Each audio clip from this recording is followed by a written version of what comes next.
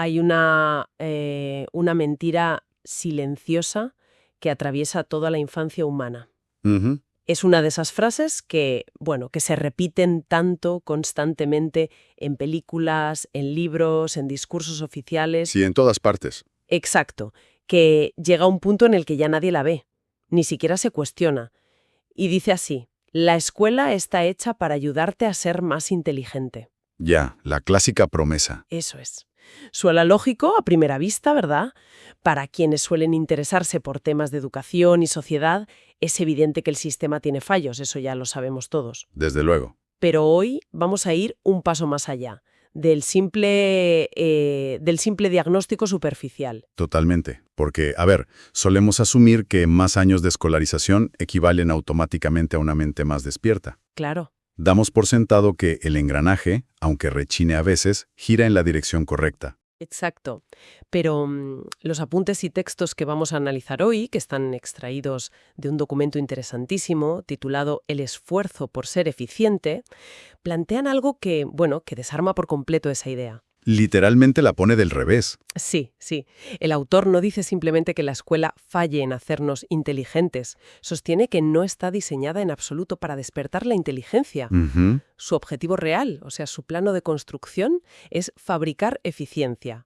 Y el gran drama es que hemos confundido ambas cosas por completo. Es una confusión tremenda, sí. Así que la misión de nuestra exploración detallada de hoy no es descubrir América, sino diseccionar mecánicamente cómo el sistema educativo actual nos desconecta de nuestra lucidez original para convertirnos en piezas funcionales. Exacto. Y lo más importante de todo, cómo se puede recuperar esa inteligencia viva. Yo la verdad estoy encantada de adentrarme en esto hoy. Y yo encantado de acompañarte, porque es una premisa que invita a diseccionar lo que damos por sentado. Esta confusión entre inteligencia y eficiencia es sin duda la raíz de un problema estructural enorme en el mundo moderno. Ya te digo. Creemos que estamos formando mentes brillantes cuando en realidad estamos calibrando piezas para que encajen en una maquinaria. Qué buena forma de verlo, sí. Y empezar a desenredar la mecánica de este proceso es fundamental para comprender cómo funciona el propio pensamiento en el día a día, ¿no? Totalmente. Y para empezar a visualizar esta diferencia, el texto hace una comparación que me parece clave. Nos dice que la educación produce lo que llama rendimiento mecánico. Ujú. Pensemos, por ejemplo, en un ordenador. Un ordenador de última generación puede memorizar bibliotecas enteras en su disco duro. Sí, sin despeinarse. Exacto. Calcular operaciones complejas en microsegundos, organizar millones de datos con una precisión que, vamos, que ningún cerebro humano podría igualar jamás. Claro. Es, por definición, increíblemente eficiente. Pero no hay nadie ahí dentro. Esa es la clave. No hay asombro ante esos datos, no hay comprensión profunda de lo que se procesa, no hay presencia. Es puro procesamiento mecánico. Y el autor argumenta que el individuo medio sale del sistema educativo convertido precisamente en una versión biológica de un ordenador. Lo fascinante aquí es la figura conceptual que el texto introduce para explicar quién o qué dirige realmente este proceso de formateo. El autor lo llama el ventriloquio. El ventriloquio.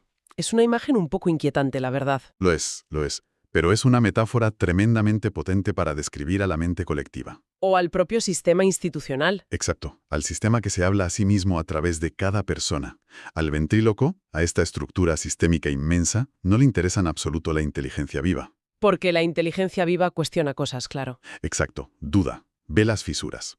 A ver, haciendo de abogada del diablo por un momento. Dime. Cierta eficiencia mecánica es necesaria, ¿no? Si me van a operar a corazón abierto, quiero que el cirujano haya memorizado la anatomía humana a la perfección. Por supuesto, sin saltarse una arteria. Eso es. No quiero que se ponga creativo con el bisturí en ese momento. La sociedad necesita que la gente sepa hacer su trabajo técnico. Claro. Y es una distinción necesaria la que haces. La técnica y el conocimiento especializado requieren memoria y precisión. Nadie cuestiona que saber dónde está una arteria es vital. Exacto. Pero el texto no ataca la técnica en sí, sino el momento en el que esa técnica, esa memoria operativa, devora por completo al individuo y anula cualquier otra forma de comprensión. Claro, porque la inteligencia viva cuestiona, como decías antes, ve las fisuras en lo establecido. ¿Sí? Una mente verdaderamente inteligente no acepta obedecer por simple inercia o hacer algo porque siempre se ha hecho así. Y esa cualidad, aunque pueda ser la que avance la ciencia o el arte, a nivel organizativo masivo no es rentable. Ni cómoda para el sistema. el sistema prefiere la previsibilidad. Exactamente. Lo que el ventríloco necesita para mantenerse operativo y sin sobresaltos es algo muy distinto a la genialidad indomable. Necesita individuos que lleguen puntuales, Ujú, que sepan cumplir instrucciones complejas sin rechistar, ya. que recuerden procedimientos al pie de la letra, que no hagan preguntas incómodas sobre el sentido de lo que hacen, y sobre todo que sean capaces de adaptarse a estructuras absurdas sin colapsar emocional o mentalmente. Adaptarse a estructuras absurdas sin colapsar. Madre mía, qué frase. Cualquiera que haya trabajado en una gran corporación sabe perfectamente a qué se refiere eso. Tela, ¿verdad? Es que es tal cual. Entonces, la educación obligatoria se convierte, según esto, en el gran laboratorio donde se fabrica esa eficiencia funcional. Eso es. La escuela rara vez se detiene a preguntar qué está viendo realmente un alumno, qué comprende íntimamente del mundo o cómo se relaciona con lo que lee. No hay tiempo para eso. Claro, la única pregunta que rige el éxito académico es si ha aprendido a reproducir correctamente lo que se le ha dictado. Sí. El criterio absoluto para dar un diploma no es la lucidez, es la repetición exacta de las instrucciones. Y para medir esa capacidad de repetición milimétrica, el sistema utiliza una herramienta principal. Una herramienta que domina nuestras vidas desde la infancia. Vale, vamos a desgranar esto, porque es la gran trampa de la que habla el documento. Ujú. El texto señala una enorme confusión estructural. Creer ciegamente que la memoria es exactamente lo mismo que la inteligencia. Ahí está el problema. Desde el primer día que se pisa un aula se envía un mensaje continuo, repetitivo, casi hipnótico. Si recuerdas bien los datos, eres listo. Si olvidas, eres tonto. Tal cual. Toda la arquitectura de recompensas de la sociedad gira en torno a esto. Los boletines, los exámenes sorpresa, la selectividad, las notas universitarias, todo está diseñado para medir una única capacidad. Almacenar y vomitar. Exacto. Almacenar información en la cabeza y vomitarla intacta en un papel en blanco durante un par de horas. Y fíjate, es una distinción absolutamente vital la que hace el autor aquí para separar ambos conceptos. Habla de la diferencia entre el archivo y el territorio. El archivo y el territorio. ¿Sí? La memoria pertenece íntegramente al mundo del archivo. Guarda datos muertos, etiquetas, fechas de batallas de hace 3 siglos, definiciones cerradas de diccionarios, capitales de países, fórmulas matemáticas descontextualizadas.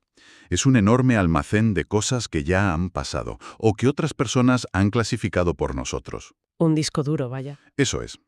La inteligencia, por el contrario, es el contacto directo y vivo con el territorio. El territorio es la realidad misma. La experiencia sin intermediarios. Exacto, sin intérpretes. La inteligencia no es recordar cómo se resolvió un problema en 1995.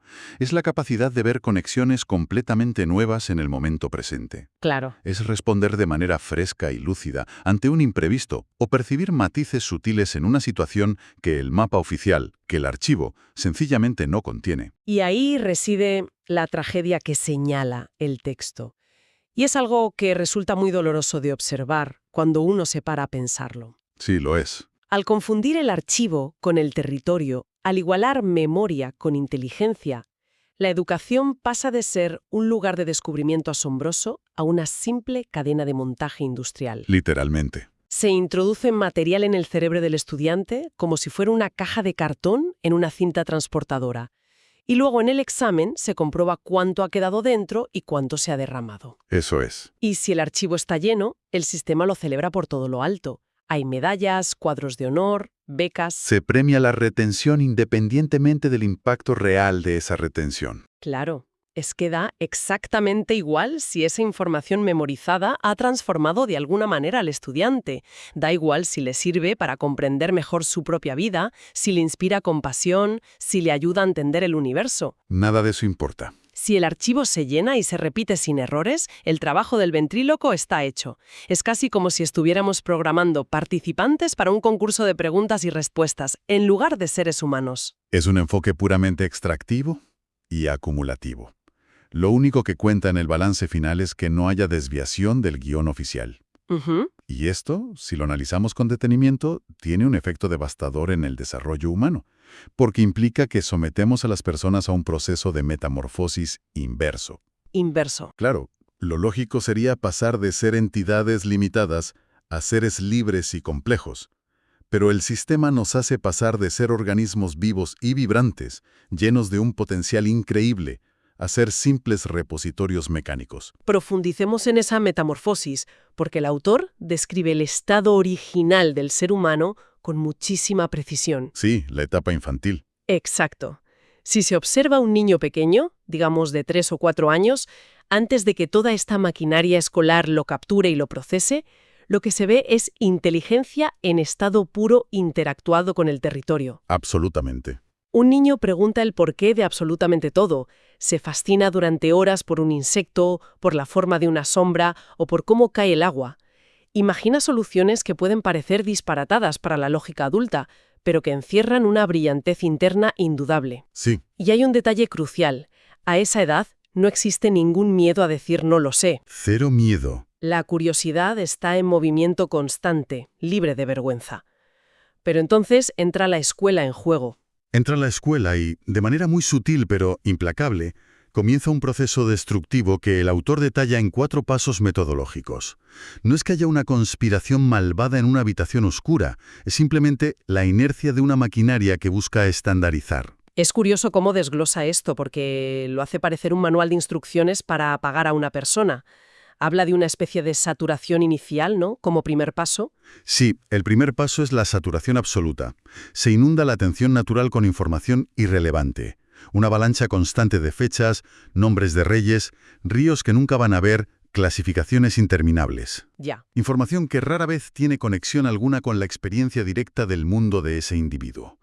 El archivo se llena tan rápido y con tanta presión que la atención natural, esa fascinación por el insecto o el agua, se enturbia y se aplasta bajo el peso de los datos obligatorios. Como cuando en un nuevo trabajo te dan 500 páginas de manuales de prevención de riesgos laborales el primer día. Tu cerebro simplemente se desconecta por pura supervivencia. Exactamente igual. ¿Y el segundo paso? El segundo paso es quizás el más dañino para el pensamiento crítico, la penalización del error original. Imaginemos a un alumno resolviendo un problema de matemáticas o de lógica.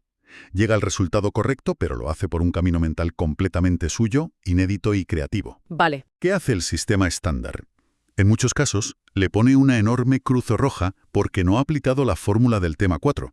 Se castiga la originalidad si no coincide con el patrón establecido en el manual. O sea, te dicen, no me importa que tengas razón, me importa que me obedezcas. Exactamente. Lo que nos lleva naturalmente al tercer paso, el premio a la repetición fiel.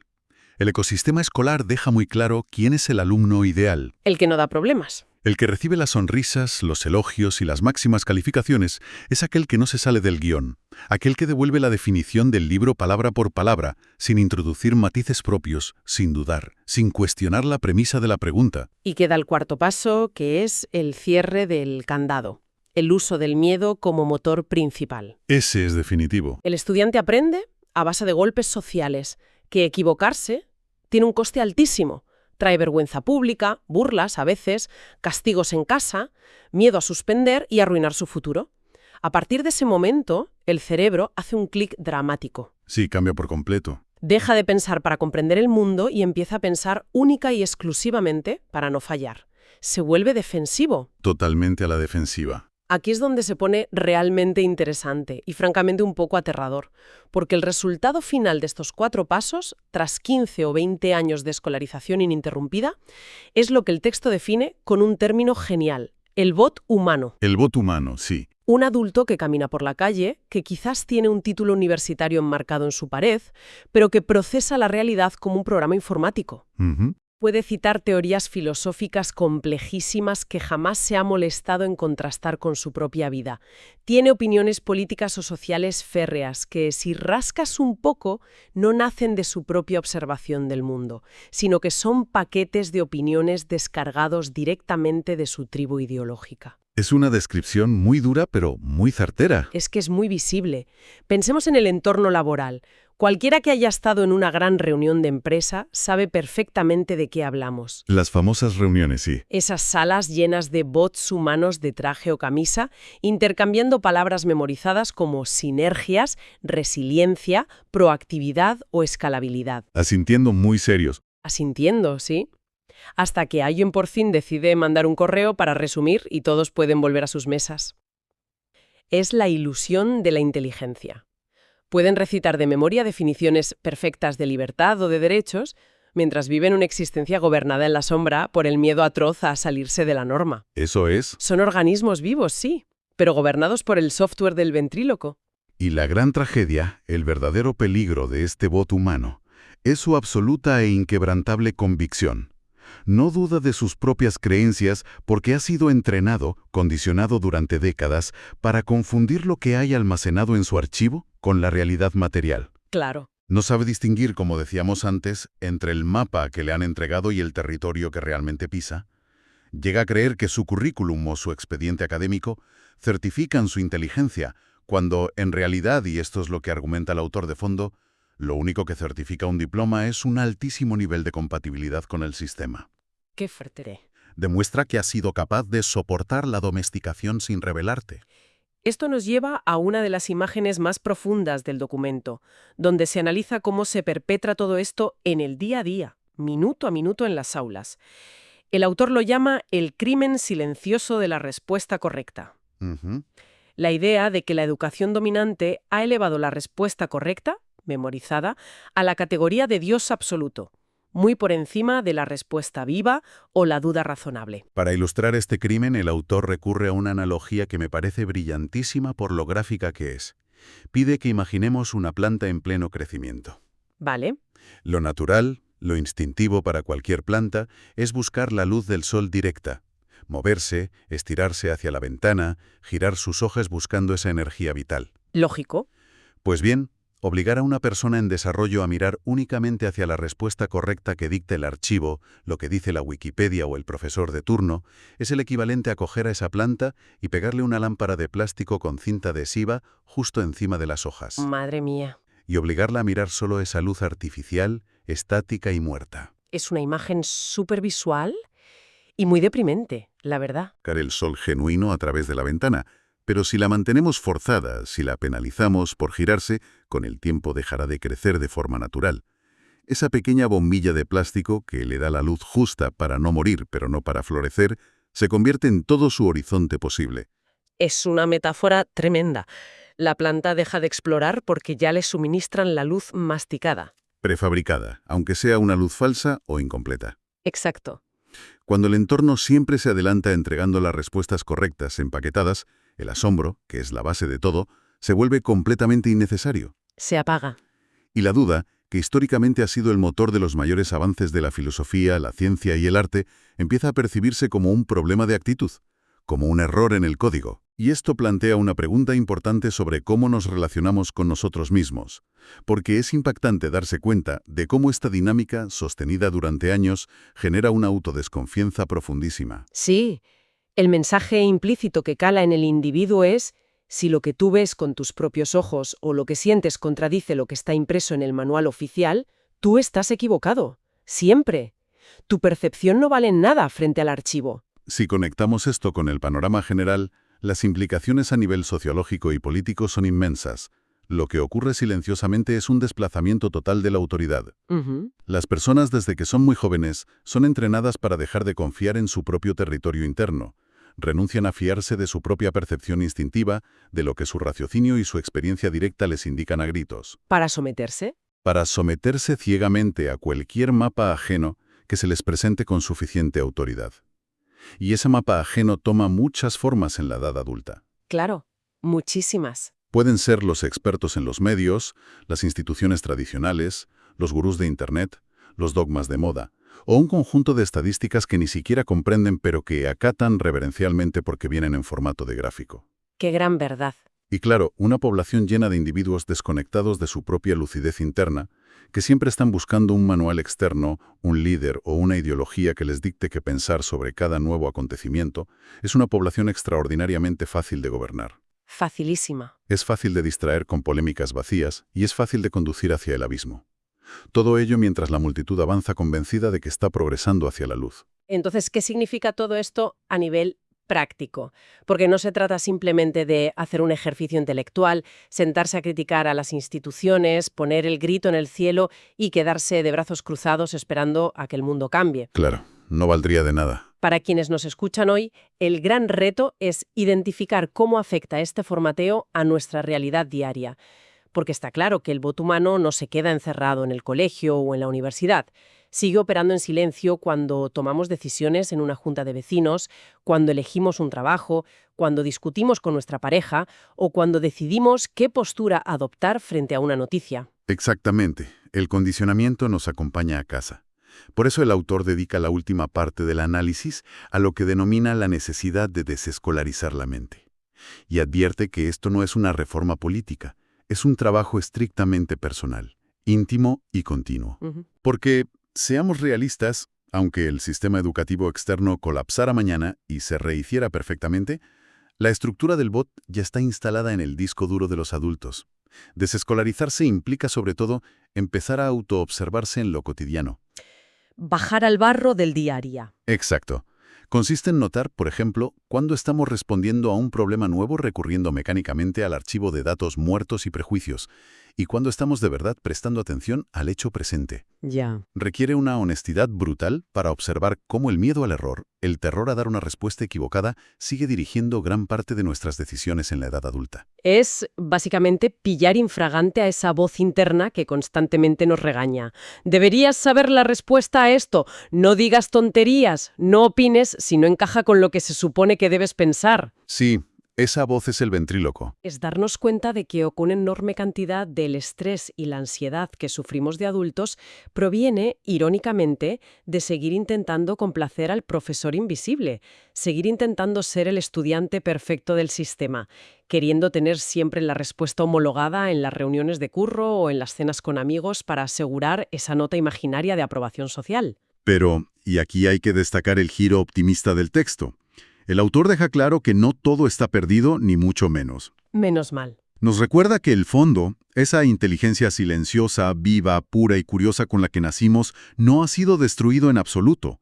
Es técnicamente imposible destruirlo porque es nuestra naturaleza biológica fundamental. Está ahí debajo. Simplemente está soterrado, cubierto por toneladas de condicionamiento, datos inútiles y, sobre todo, miedo.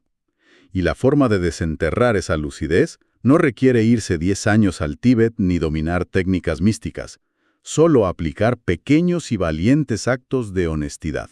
Esos gestos de honestidad me parecen la herramienta más útil de todo el texto. Por ejemplo, atreverse a admitir con total tranquilidad, oye, pues no tengo ni idea de esto, en mitad de un debate acalorado, en lugar de fingir que se domina el tema solo para proteger el ego. Un acto revolucionario hoy en día. Sí.